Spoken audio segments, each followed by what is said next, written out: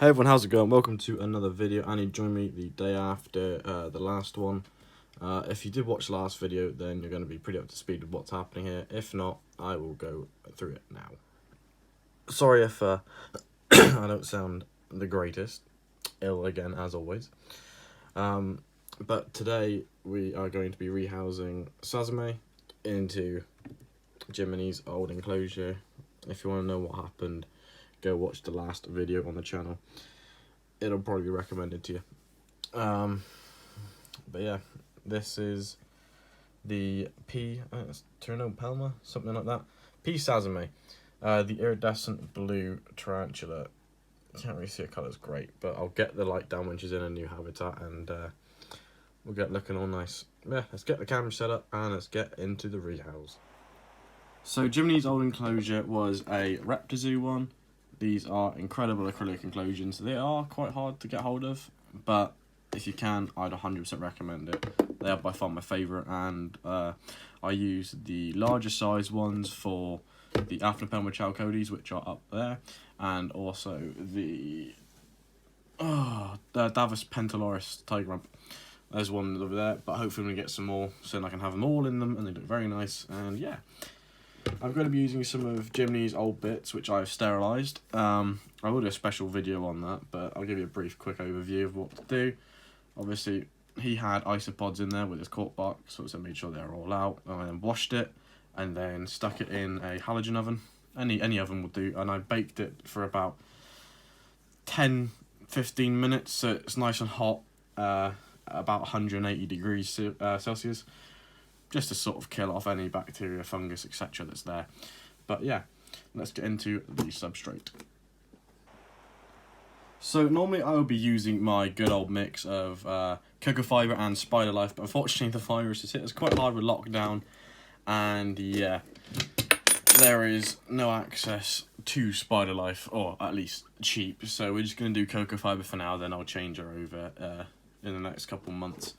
Cocoa fibre is perfectly fine. I just prefer spider life just because it's got a bit of a different texture to it, and it just resembles a more natural environment, but cocoa fibre will do perfectly fine.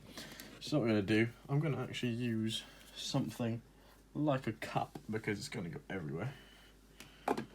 I'll take you. Use a smaller enclosure. What I'm going to do is just fill it up. Because these guys do like to burrow, as naturally in the wild, they are very, very terrestrial species, and they absolutely love to burrow. I think there's actually a report done where you're supposed to simulate slight flooding. I don't know how true that is. It's got that everywhere. But apparently in the natural environments, the burrows tend to flood. So I don't know how natural, or how true that is, but I personally wouldn't really bother. I mean, you know, it's not really a wild spider, so it hasn't got the need to do stuff like that. But I am going to give it a load of substrate because I know that they love to dig, and unfortunately in her enclosure she's had since she was a little teeny tiny sling, I haven't really been able to provide that. So now I have, unfortunately, got more space. I say unfortunately, but unfortunately/fortunately, I now have more space, so now she can have something that hopefully will resemble her natural environment a lot more. I'm actually going to put some more in. There. Loads of lovely substrate. What I'm going to do is I'm going to ramp up one side of it, just so it allows her to have more space to dig. Like that.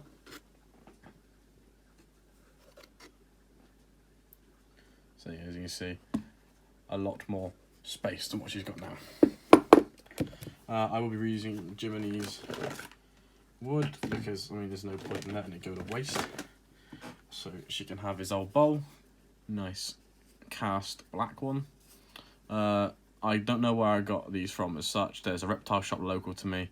I don't know if you can get these online, but they're really, really good. Literally my favourite type of bowl to use. She'll have that. Next we got some wood. What we're going to do is we're going to start a little bit of a burrow. Start a bit of a burrow here.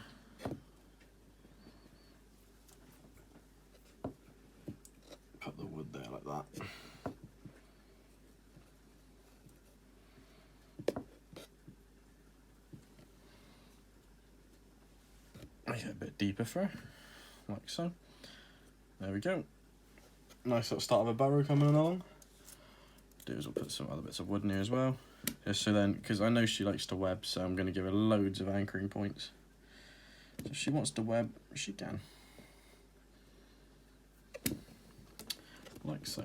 I'm just going to bring you guys down. Maybe I'll just see it a bit better now. Yeah. There. I'm going to keep it like that. That looks good. Right. We'll get some more wood in there as well. Might as well use up what is here.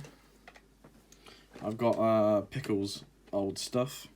If you don't know who Pickle is, go and check out any of the Scolopendra videos. But got some little leaves and stuff like that he had in his previous enclosure.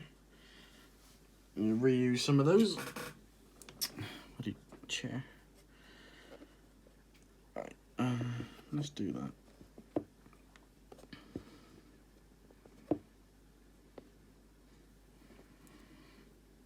Got some of these smaller bits here as well. Put some of these in. Just add a nice bit of colour and decoration to the Viv, make it look a bit more natural. Get in. Stay. There. Let's go into the box of jungly stuff. See what other stuff we can find for her. Actually, let's rip up this aquarium plant. Yeah, you want to know, this is where I get the majority of my bits from. So like these sort of ones, they're all aquarium plants. Same with this one. Aquarium plant. Yeah, there's loads. Absolutely loads of different stuff in here, and it's brilliant. Like this one I really like. That's going to go in there actually. I like these bushy little ones. I'll have that in there. And we'll use a piece of this long one. I already have a bit ripped off somewhere. Where did I put it? Where did I put it? I did have a bit ripped off somewhere. Oh, I'll drip another bit off.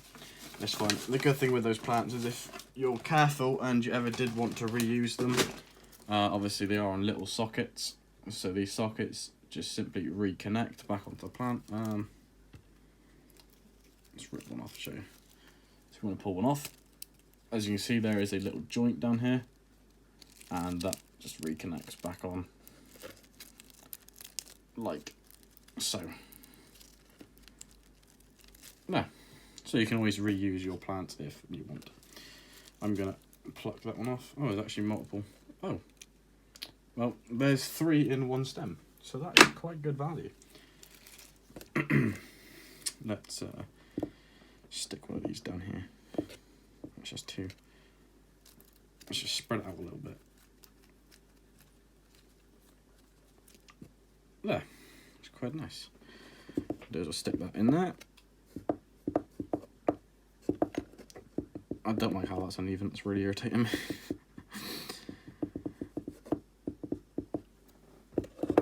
Is there something under here? Or is it just being a little bitch?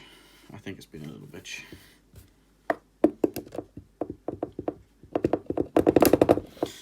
Oh, right. You know what, I don't want to use that one. I'm going to use this little fluffy one here because this is quite cool. I did have some flowers, but I think I've used them, all the little tiny flowers off of that plant. Yeah, I've used them, damn it.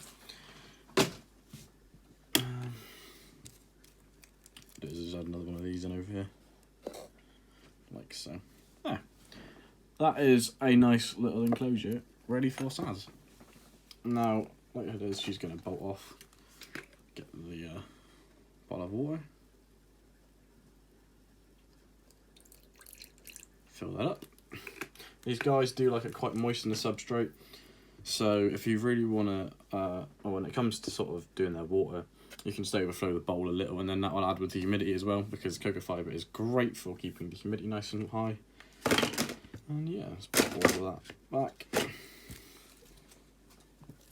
Tidy up a little bit just to make it a bit easier when it comes to rehousing it. Actually, I'm going to pull some more of these ones off. add some more of these. She's going to web up the whole thing and it's going to look like crap in a couple of days. But for now, I'm going to add some more.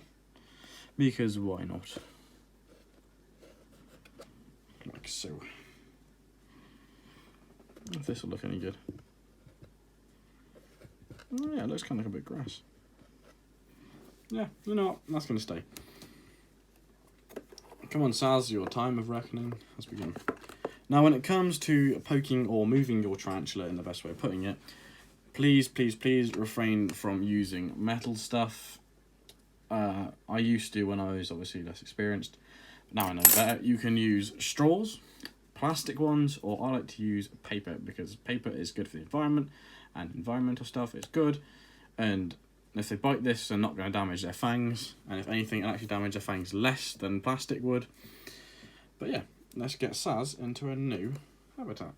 She's really not going to be happy with me on this one. What I'm going to do is I'm going to bring you guys up a little bit. Bring that back like that.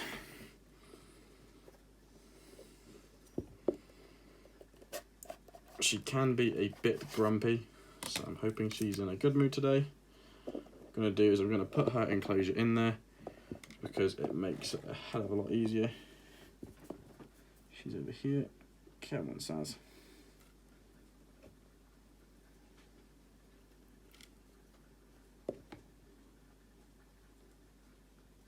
Nice and slow. That's it. Good girl.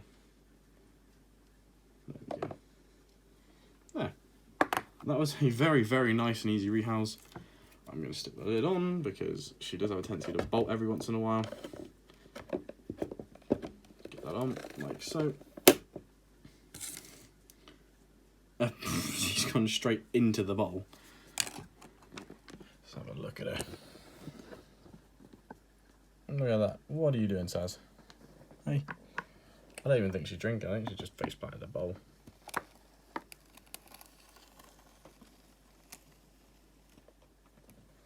Don't know, I think she might be going for a drink. Bloody glare. Isn't she just the cutest? If I can get a zoom in there. It's all the cocoa fibers stuck to the glass.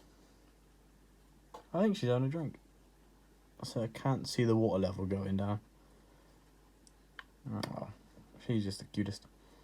But yeah, that is Pterinopelma Sazimai. I think the P's silent. But yeah, that is her in her lovely new enclosure. Well overdue, like I said. But yeah, if you guys enjoyed, thank you so much for watching. If you want, go down, leave a like, subscribe, hit the notification icon, stay up to date with all of the latest videos. And I'll see you in the next one. Stay awesome and peace out.